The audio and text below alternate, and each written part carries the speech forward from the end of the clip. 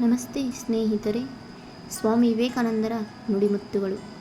ಏಳಿ ಎದ್ದೇಳಿ, ಗುರಿ ಮುಟ್ಟುವ ತನಕ ನಿಲ್ಲದಿರಿ. ಈ ಪ್ರಪಂಚ ಒಂದು ದೊಡ್ಡ ಗರಡಿ ಮನೆ.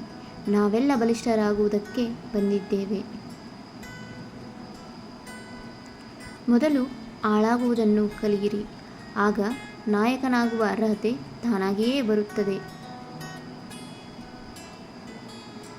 ತಲೆ ತಗ್ಗಿಸಿ ನಿನ್ನ ಕೆಲಸ ನೀನು ಮಾಡಿದರೆ ಅದರ ಫಲ ನಿನ್ನನ್ನು ತಲೆ ಎತ್ತುವಂತೆ ಮಾಡುತ್ತದೆ.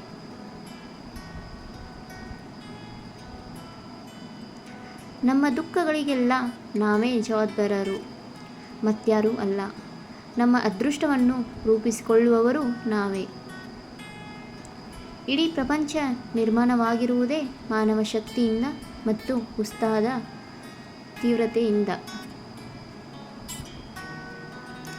ಅದೃಷ್ಟವಂತ ಎಂದರೆ ಅವಕಾಶವನ್ನು ಪಡೆಯುವವನು, ಬುದ್ಧಿವಂತ ಎಂದರೆ ಅವಕಾಶವನ್ನು ಸೃಷ್ಟಿಸಿಕೊಳ್ಳುವವನು.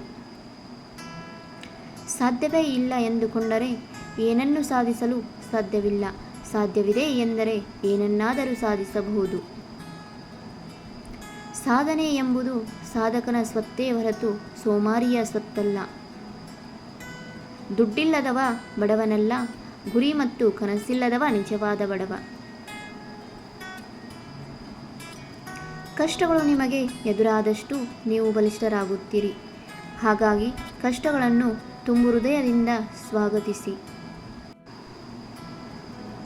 ಸಾಧನೆ ಮಾಡಲು ಹೊರಟವನಿಗೆ ದಾರಿಯಲ್ಲಿ ಬೆಕ್ಕುಗಳಿಗಿಂತ ಹೆಚ್ಚಾಗಿ ಜನಗಳೇ ಅಡ್ಡ ಬರುತ್ತಾರೆ.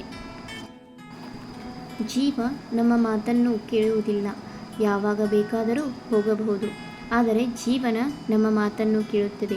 ಹೇಗೆ ಬೇಕಾದರೂ ರೂಪಿಸಿಕೊಳ್ಳಬಹುದು.